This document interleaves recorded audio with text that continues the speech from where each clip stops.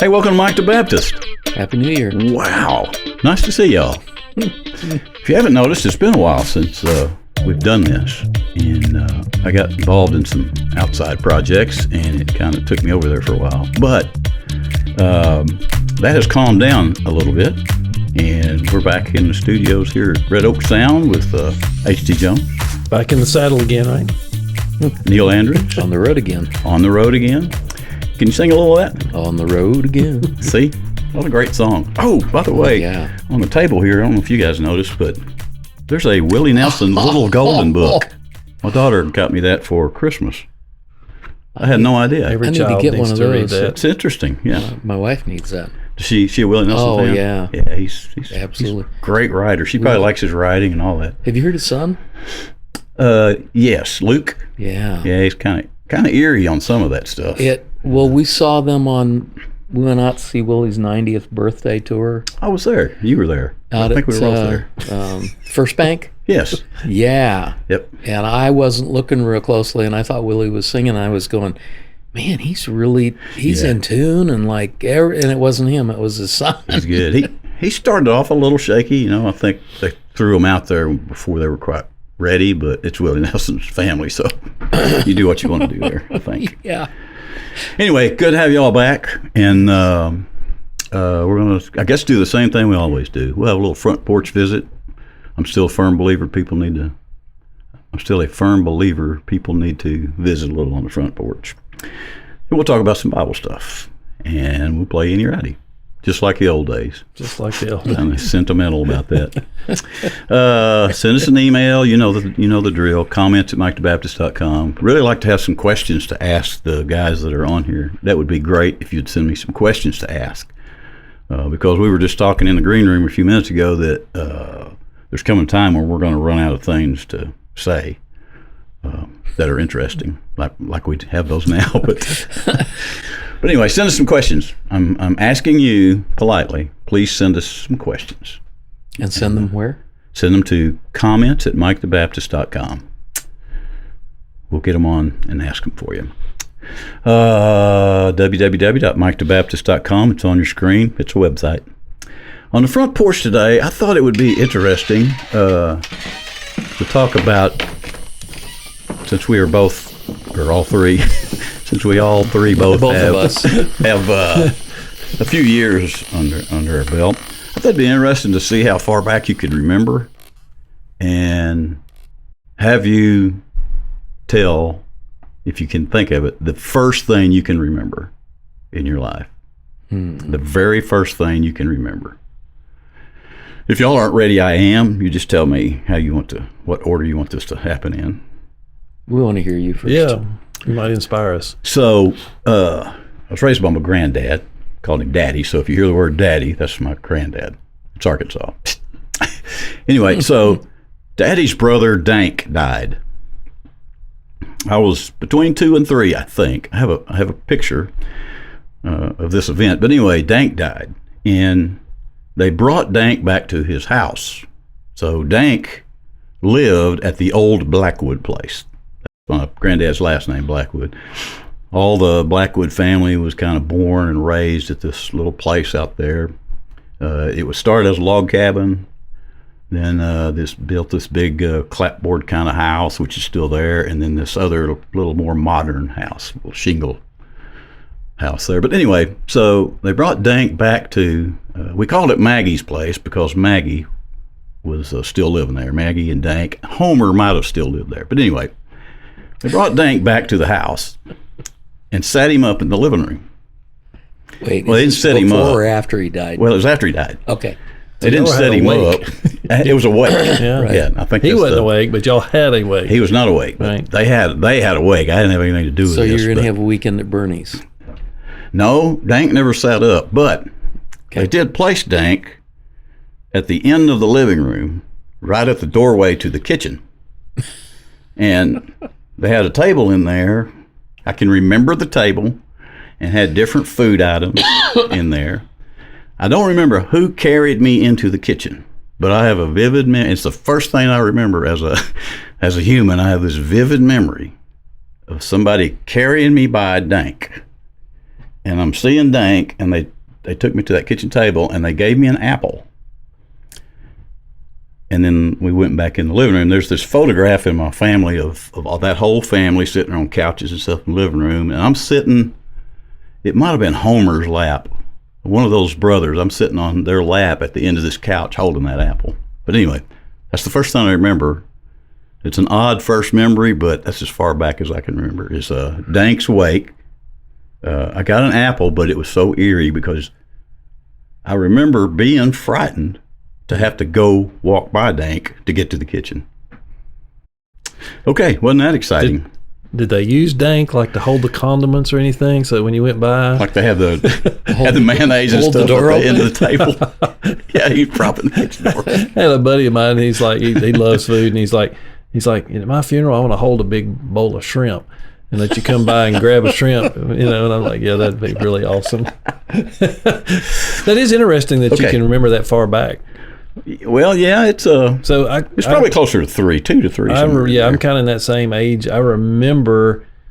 So my mom and dad built a new house next to my grandparents in Goulisville, and we didn't stay there long because Daddy was a country boy and he didn't like being in that subdivision with 3 houses.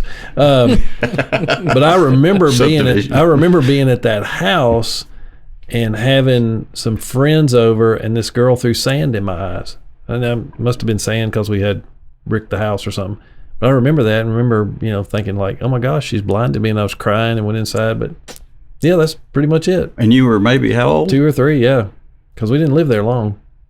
And you can remember that? I think I do remember that. And they nicknamed you Sandy?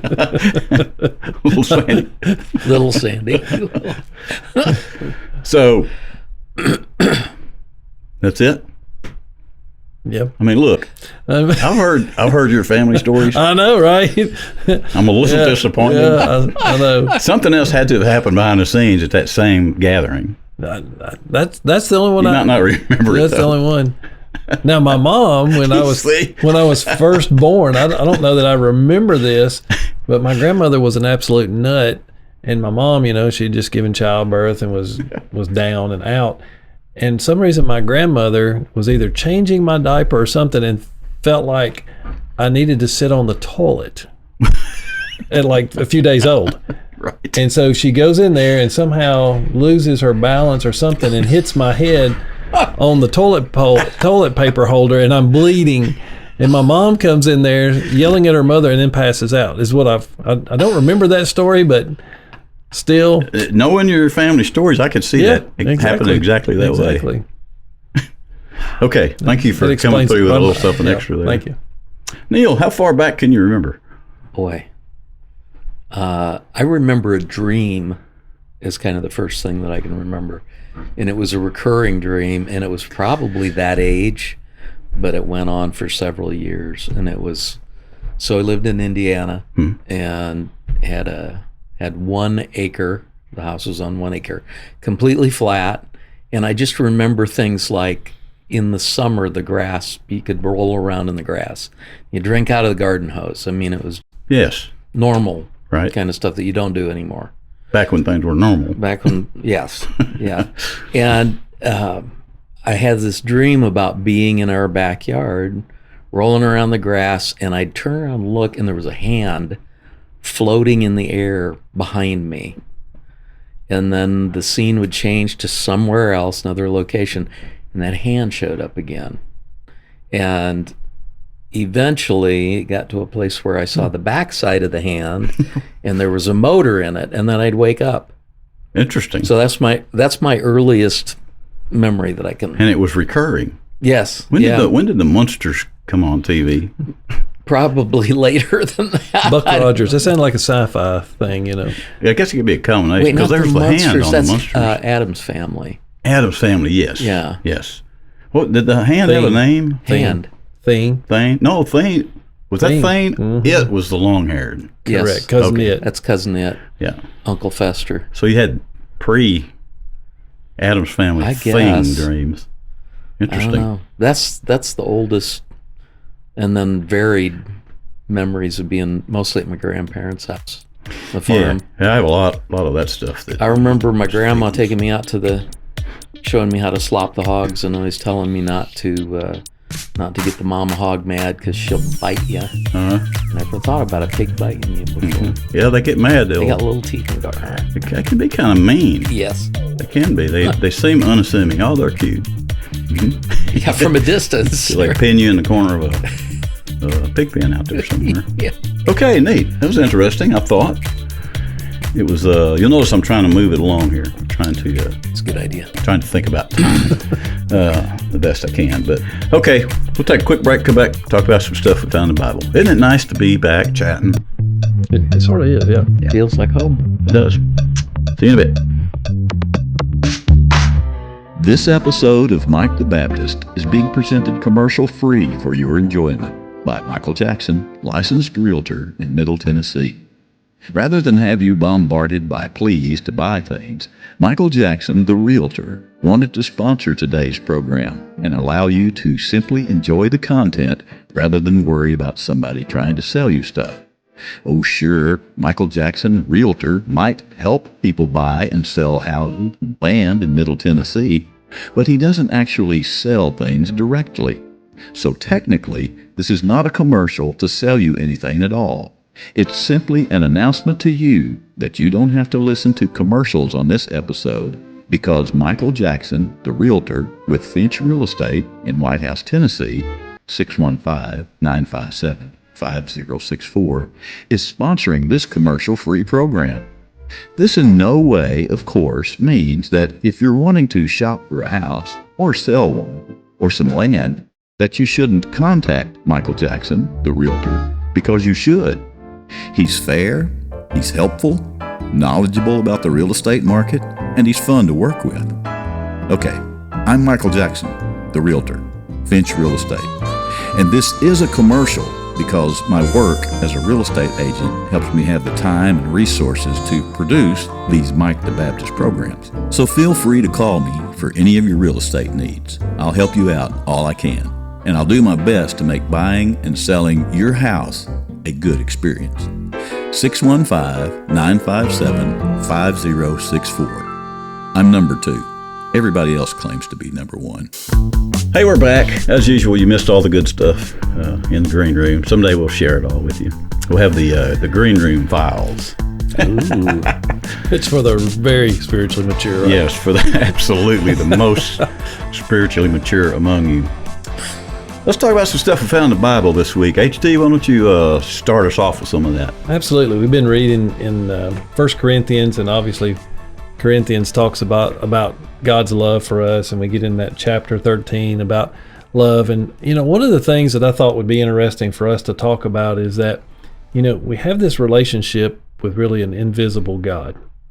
So how would you explain your relationship with God? How is it in a tangible way that God loves you, that you're in this relationship? How do you know God's real and that you have this love relationship with God? I think he was asking you. I was just going to say, I thought he was looking at you. Well, he was, but he was asking you. Oh. Pretty sure.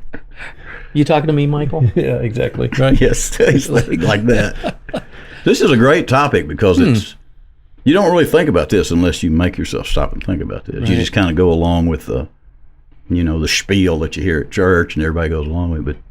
We're trying not to give Sunday school answers, though, right? Yes, exactly. The buzzer's still here, by the way. Oh, so, that scares me. If we get too churchy, we do need to buzz. Prominent. Okay. Neil? I'd say there are some preliminaries that go with that. Can you ask the question one more time? Just in a tangible way, how do you know that you're in a love relationship with God? How would you explain that to somebody who's outside of church? I think, I don't know if this would work with somebody outside of church or not. People have to see something or experience something before they respond to it. And I would say that for me, it's that knowledge, but also it's that accepting that God is who he says he is. So once you accept that God is who he says he is as the creator of all things, and I look around and I see things that just amaze me all the time. I go back to Romans 1:20. It's, the obviousness when you look around in nature and you see God through creation. But he knows me so well, and the longer that I don't know, churchy answer, the longer I walk with him, the longer thank you. I had to do that. But that's the longer that I experience that relationship, the more I know. So I'm not really answering your question, am I? Yeah, you are. You think? I think you are. Am I? I mean, it's like the romantic version of falling in love is something that takes time. That's not usually an immediate thing, and this is a different kind of, you think of all of the contexts of love being agape and phileo and eros.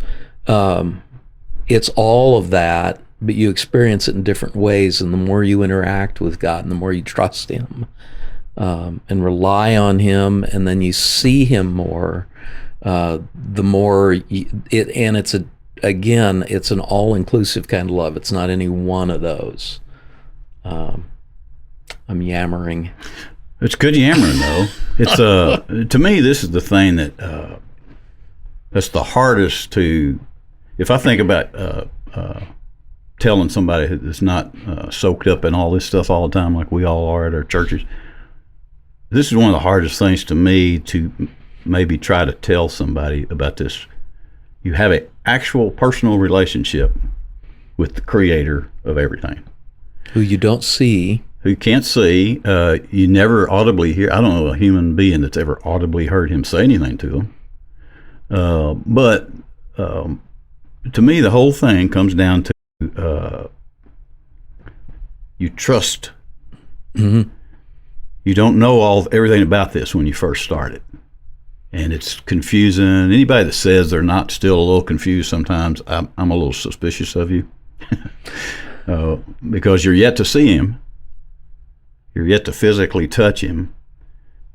You have to have a little wonder in your mind, or you're just not human, I don't think. Even if you're the greatest Christian in the world, if you don't wonder a little bit, I think you'd lose your interest. But to me, the older I get, the more I experience things, and then I line them up with what I read in the Bible about he did this for so-and-so, and then I see him, what I believe is him doing the same kind of thing for me, and I line all those things up, and in my mind I begin to understand, it's not like, Neil, my relationship with you. It is in a spiritual sense, because we have a kind of a spiritual friend connection where we wouldn't be hanging out with each other at all. So it's different with him because there's nothing physical that we can. So it's got to be totally inside. So to explain that to somebody that's not involved in this, I would think you would have to relate it to what you feel inside. A real love, if I'm not too mistaken, a real love, you don't have to question if that's real. You can't hold that. You can't buy it. You can't sell it. You can't even really control it. I mean, if you have this love for somebody, you really can't control that. You might mess it up, which I guess a lot of us do at times. We mess it all up, but it's not something tangible. And to me, that's the only way you can explain this to somebody else, is that you just know. You feel it, and you know. And that's where the whole thing about faith comes in, and trust. And it's, you don't see, but you still believe. Mm-hmm. Even though I haven't seen, I've read, and I have to trust to be able to act on those things. And the more I trust in that, the more I see in practical terms. I see his provision. Mm-hmm. I read a kind of an autobiography. Actually, it was a journal that Patrick wrote. Some people call him St. Patrick, but Patrick wrote, and it would have been in probably 500s, something like that. And it talks about, he started recording his prayers. He was a slave, was being held slave in Ireland. and he started recording his prayers. And it's funny because I read through that and I realized there's nothing going on there that I haven't experienced in my life from a spiritual standpoint. I've never been shackled and left outside to take care of the sheep. Right. And I probably prefer not to, but Probably. but his struggles and his asking God to help him and the way God responds to it, God's very consistent about things. And that. Well, I think it's interesting, and I'm glad to hear you guys struggling with this. But you've said some really good things. I think this love relationship that we have with God is almost an intangible. You can't really put words to it even sometime. I was thinking about this because it's like all three of us have a spouse. What if we were to say, tell me about the love you have for your spouse? She's not here right now. I can't see her. How are you going to explain that to me?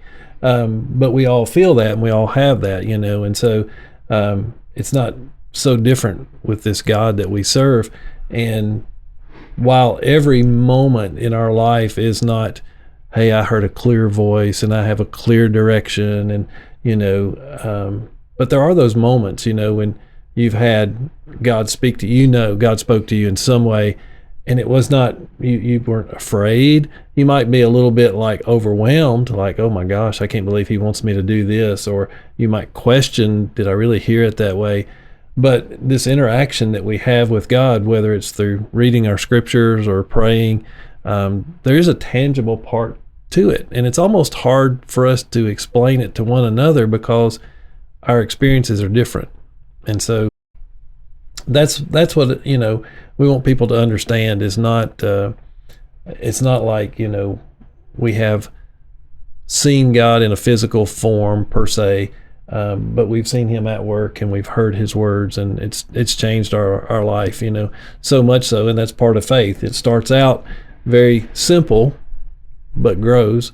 But so did our marriages, Good gosh, when we were young and got married, we had no idea what we were stepping into. But the more you grow into it, your love grows too. So I think that's important. Part of this love thing is being able to forgive, and maybe we could talk about that just a little bit. Don't have to give the details, but if somebody ever really hurt you, and how were you able to forgive that person? You just have to do it because I can think back over time that things people I have perceived did to me. I don't know that you'd want to forgive them, but you have to in your head, or you can waste a lot of time worrying about somebody else when you could be spending that time on yourself. Making yourself better, or just living your life. The forgiveness thing, I don't think is about justice. If you want justice, you're going to be working on that the rest of your life, because you'll never balance all that scale out. You can't. You can think you have justice, but then you'll realize at some point, well, wait a minute, it's still not quite equal. You just gotta do it. Forgiveness is very simple to me. You either can do it or you don't. If you don't, you're going to live with it forever. It's not going away. Is that you guys' experience? I mean, it's. Yeah, my immediate thought about that was I was struggling with a situation, and my wife said, "You need to pray for those people," and I'm like, I pray that God takes them home. And, right. She is like, that's not what I'm talking about. And, if you do that, which you're supposed to, not that it was an enemy, but it put them, if you look at everything from a spiritual perspective, I got to the place where I think I'm at the place where I realize somebody's opposition to me or what I believe or what I do, it's not them, it's a spiritual thing, and I'm supposed to love them, but it's not them, it's the spirit that's in them. And the only way I can change anything is to forgive, and that changes it for me. It may change it for them, but it definitely changes it for me. But you're not in control of that Right. side of the equation anyway. Right.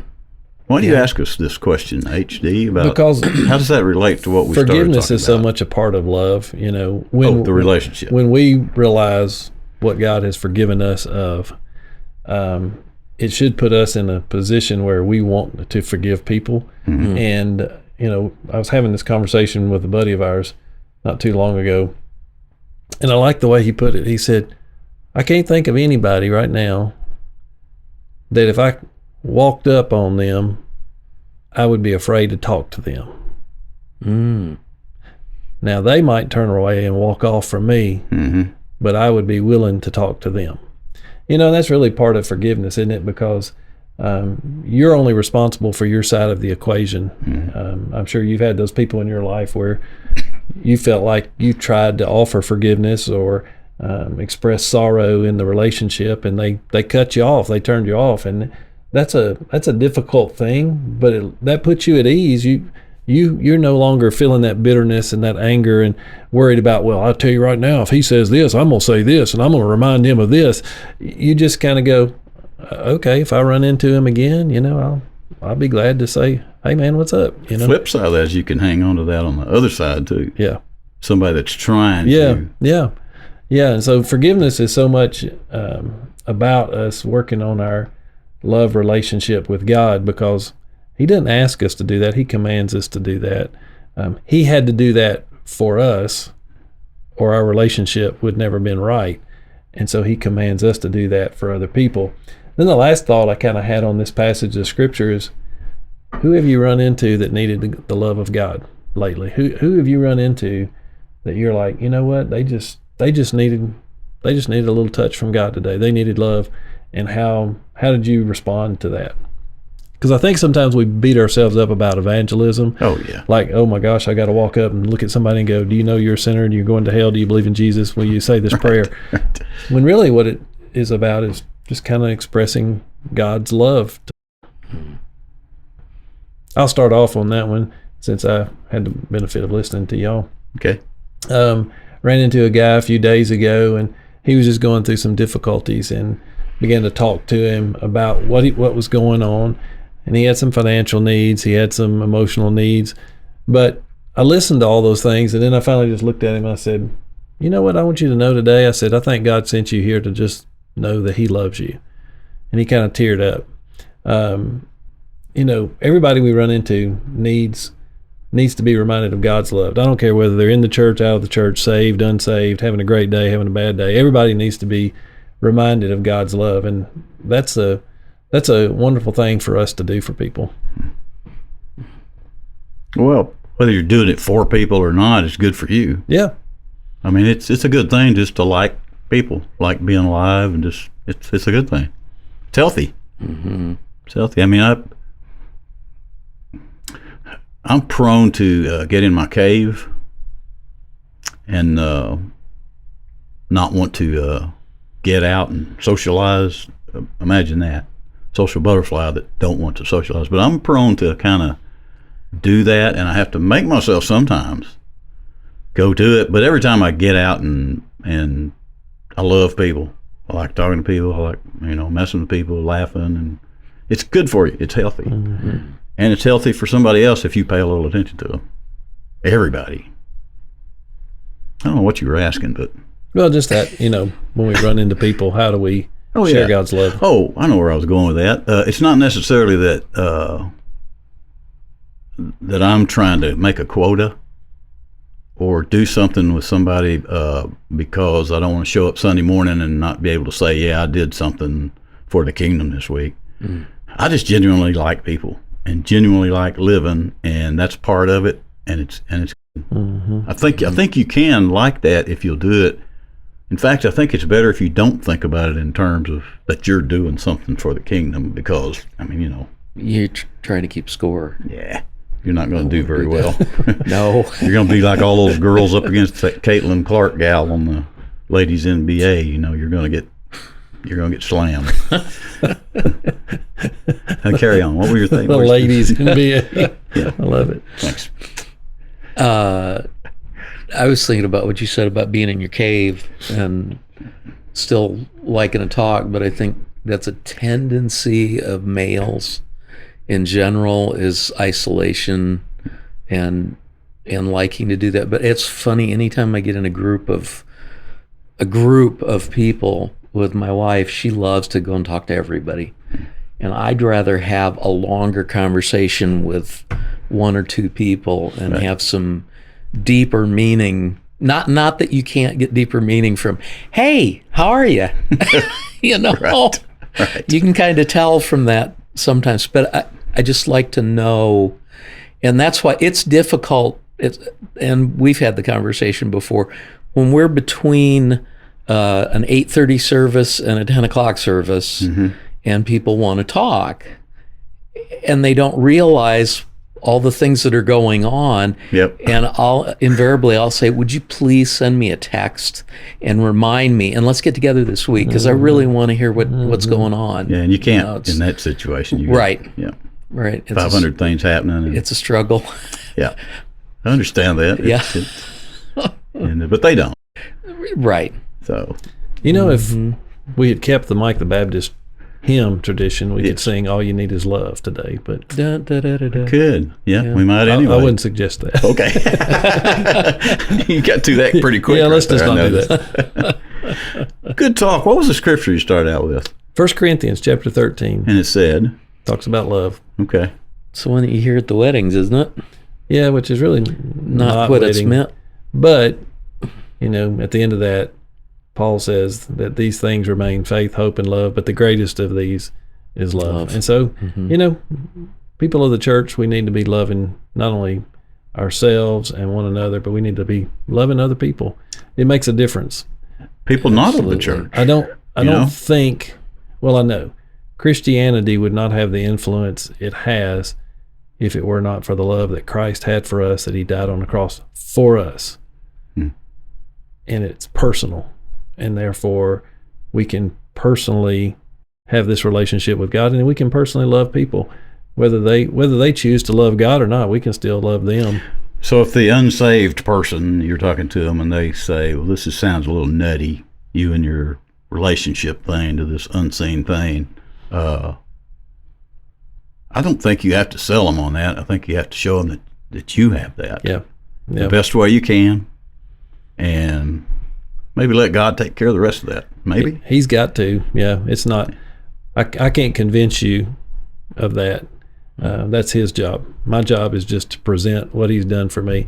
Doesn't it say somewhere in the Bible about they'll know you by your love or something? I will tell you that not every worship service is something where you'll be like, "Ooh, yeah, he really showed up today." You always feel and know God is real, and you always feel like worship is what it's supposed to be. But there are those moments when it's palpable. It's just there was no doubt. You know, there was a movement that happened, and so, you know, we take courage from that and live out the next day the best we can. Right? Yep.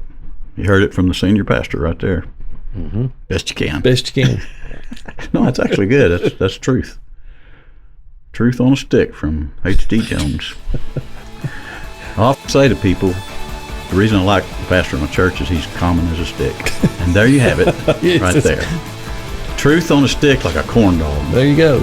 Sounds like marketable. Instead of something. Yeah. That does right there. Yeah. Truth on a stick like a corn dog. Anyway, good talk. Let's take a little break, come back and play Inny or Outty. There you go. That's some serious stuff on a stick right there. Okay. Who said faith has to be boring? Could it be that you can be a Christian and have a little fun? Well, of course you can. And we're here to help with our full line of Mike the Baptist t-shirts, hoodies, and onesies in a bunch of different designs featuring the Locust logo and familiar sayings from the program. And with a great variety of colors, we're pretty sure you can find what you need to complete your summer wardrobe just in time for summer. Visit MikeTheBaptist.com and click on merchandise. MTB clothing is high quality and comfortable. And with each purchase, you're helping keep Mike the Baptist programs on the air and spreading a bit of good news to people who may not get it any other way. Plus, you're helping us show others that being a Christian isn't quite as boring as it sometimes may seem to the world around us. Visit MikeTheBaptist.com and click on Merchandise and order your MTB apparel today. They make great gifts, too. And check out our logo coffee mugs in left and right-handed 11 or 15 ounce. Thanks again for supporting Mike the Baptist, and thanks for helping us spread a bit of good cheer and good news. We're just Christians. Try not to cuss. Hey everybody, it's time to play America's almost favoriteest new game show, Inny or Outty, where we challenge our guests to figure out if a phrase we give them is actually in the Bible or out of the Bible. Sharpen your wits, guest. You're about to be in the hot seat of Bible stuff, because you're the next contestant on Inny or Outty. Here's Mike. Hey, we're back, and in the absence of Mike the Baptist, I have been relegated to watching The Price is Right. And I really like The Price is Right, but it's not Mike the Baptist. I mean, it's not Inny or Outty. Yeah. And so I'm glad Inny or Outty is back, because the true spirit of game shows is now back. And Plus, it's a pretty simple game. it's a very simple game. I guess we still don't need to explain it, correct? Well, I mean, if this is your first episode, if you've stumbled, yeah. if you've stumbled upon us, Well, now, wait a minute. I was just thinking, there's a lot of new people that just at my church, and then who knows what's out there in internet land, that may not have ever seen or heard this. In fact, just so you two guinea pigs know what's happening, there is a religious network that is taking a look at Mike the Baptist, and they will see this. And this may be the first time some of them have seen Inny or Outty, so be on your best behavior here. But like you said, there's no need to explain it. It's very simple, right? I mean, we throw out a question and Yep. phrase, Right. term, Yep. and the other two people ponder, About, have I seen that in the Bible or not? which means, would that be in? Inny or an Outty? So We're not talking belly buttons here. that don't take a lot of Right. explanation. And the prizes are better than The Price is Right. Boy, that's, well, Although that's a little spiritual, but it's good. and we don't have showgirls. That's Speaking of Inny or Outty, HD, what do you have? Why don't you be the asker first here? I'm always amazed at things that culture we pick up on, and there's sometimes that comes out of the Bible and sometimes it doesn't. So sometimes when you read a mythological character or you see a movie with witches in it, they'll part of their brew will be something like dragon tears. They'll want dragon tears or snake's tears or whatever. I've heard of those things. Is there anywhere in the Bible where it talks about tears being collected in a bottle? That's pretty good right there, because that's there again. It's one of those things. Sounds like it could be in there. It does. It does. This is the pondering part. We've begun. We've begun to ponder. Is there anywhere in the Bible where it says tears are collected in a bottle? Yep. Neil, Yeah. if that isn't there, why would that something like that be in there? I would think that God would collect your tears in a bottle when you're in heaven. So they don't get on the floor, or Now you're going to country songs. there's There are tears on the floor of heaven. No. Holes in the floor of heaven. Steve Yeah. Warner. Yep. That's right. Yep. Steve Warner, I like him. Yeah. Yes. Okay. I was going to do some name dropping there, but Johnny Cash told me one time I should not name drop. Anyway, I think Ricky Skaggs told me that. He did. Tear in a bottle. I don't think so, Neil. There's something about that I think it's a trick. Well, knowing him, it probably is. But Knowing him, it could go anyway. yes, that's true. Either any or either way. Simple as a corn dog on a stick. Yes. There's corn dogs in the Bible. There's a good Inny or Outty. Oh, there should be. They'd have to Not be all, before the fall. They'd have to be all beef. No, because They don't show you up know until why? after the Because fall. carnivals are usually in the fall. What is? Carnivals, corn dogs, carnivals. Never mind.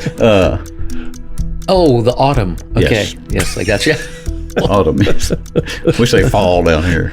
in I saw her the other day.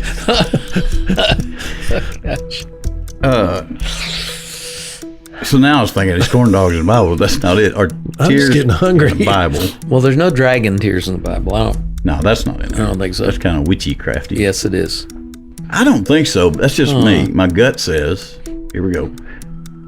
My gut says no, but For those of you just tuning in, Michael votes with his gut. I do. And then something else. yes. So he can't lose. I try to weasel my way into the winner's circle. Huh. What do you think? Neil? I still think there's something about that. Something to it? Yeah. But who would say that? Would it be...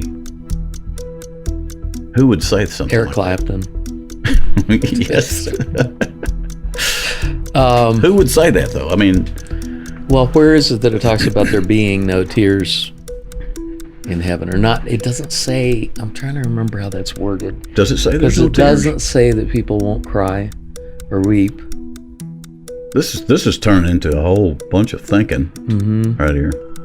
Does it say there's no Say We weep? they'll probably should just dry start reading our Bible more is eyes. what I'm telling you. I think that's part of the purpose of this exercise is to... And it's probably in He will Leviticus. wipe away all our tears.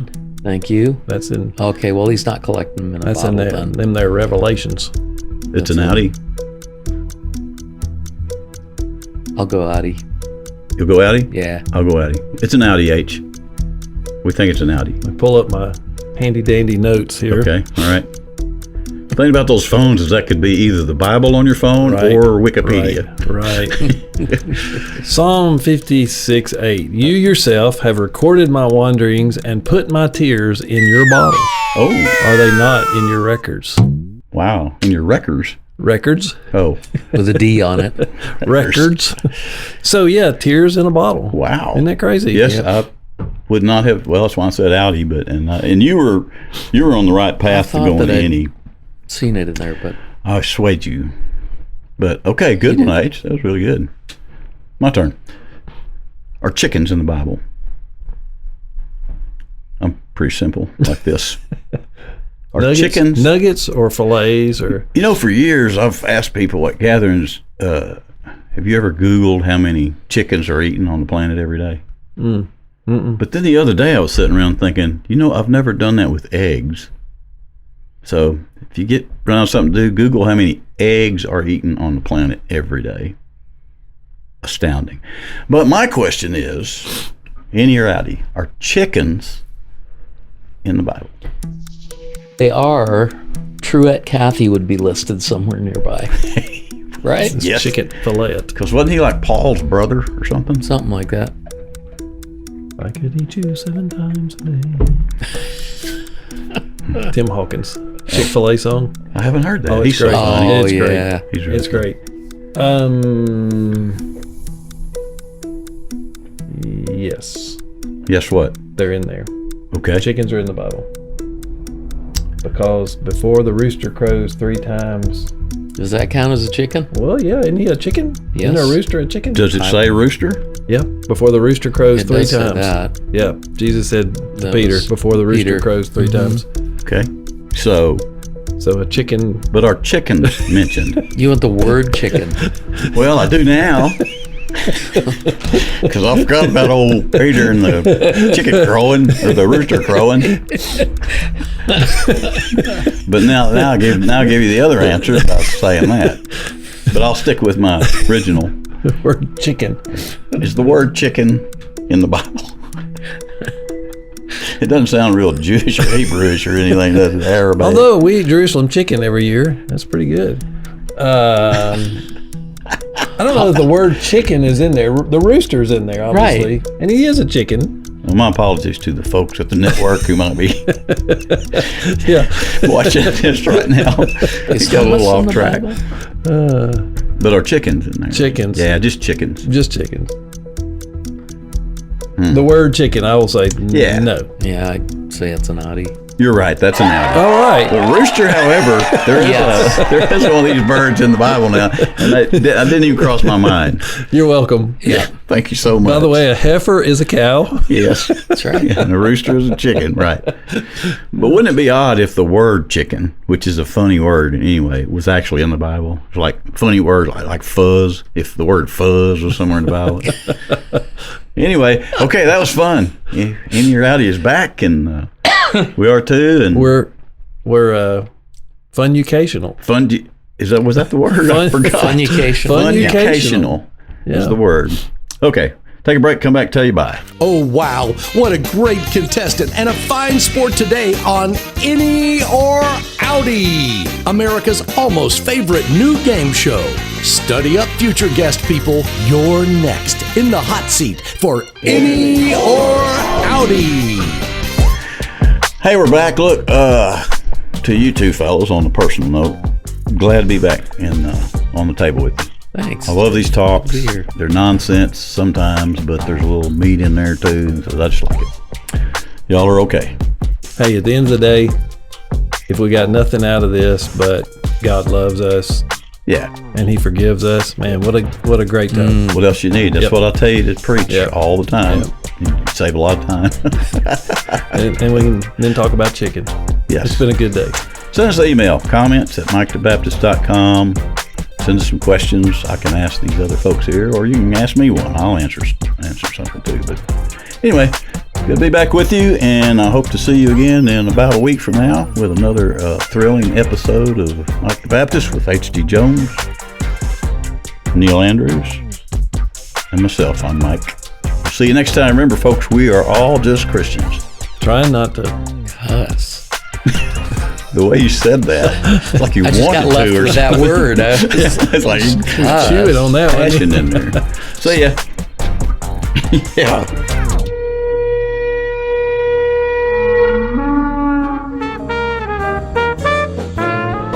Mike the Baptist.